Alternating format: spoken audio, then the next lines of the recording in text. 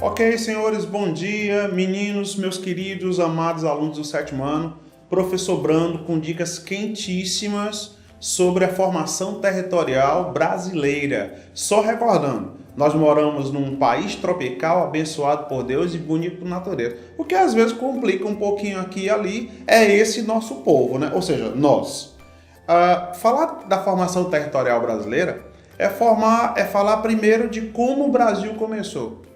O Brasil começa dentro do processo de expansão portuguesa, ultramarina, chegaram aqui, foi um choque cultural tremendo entre portugueses e nativos, uns completamente vestidos e outros completamente nus, né? Mas a princípio esse choque foi num ambiente relativamente amigável, amistoso.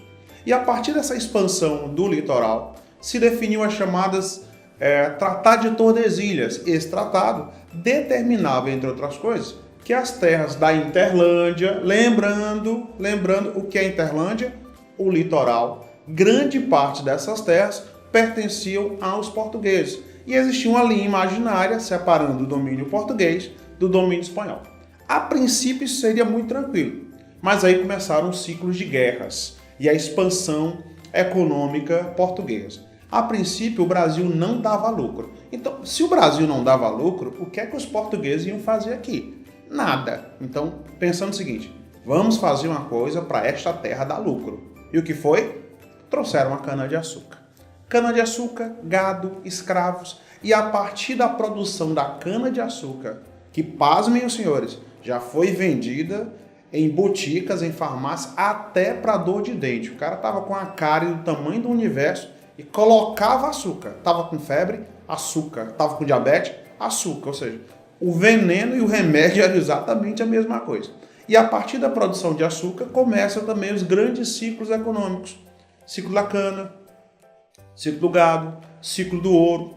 E a partir desses ciclos econômicos, nós começamos a sair do litoral e fomos para o interior.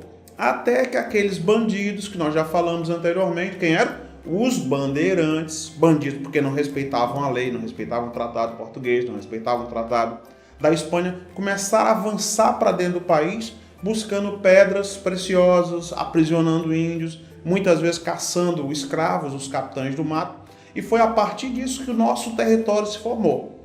Hoje o Brasil é tão grande que ele é o quinto em área descontínua. Área descontínua? Sim, área descontínua. Significa dizer que todos os nossos estados, os 26 estados, mais o Distrito Federal, estão na nossa área territorial, diferentemente dos norte-americanos, por exemplo, que o Alasca está vizinho ao Canadá e o Havaí está no Pacífico. E é justamente isso que classifica o Brasil como quinto.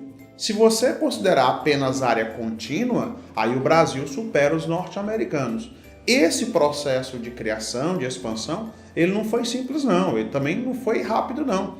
Começou em 1500 e ainda hoje se pode falar que ele está em processo de expansão, considerando que no Brasil, por incrível que pareça, é estranho isso, existem estados e regiões que ainda pensam em separar-se do Brasil, como o movimento sul para os gaúchos, os paranaenses e os catarinenses, estão pensando em criar um novo país, e também, há alguns anos, houve o processo de separação, de tentativa de separação, não do país, mas a divisão do estado do Pará em três, né? Entre eles, o estado do Tapajós. Meninos, fica a dica, se liguem nos apontamentos e até mais!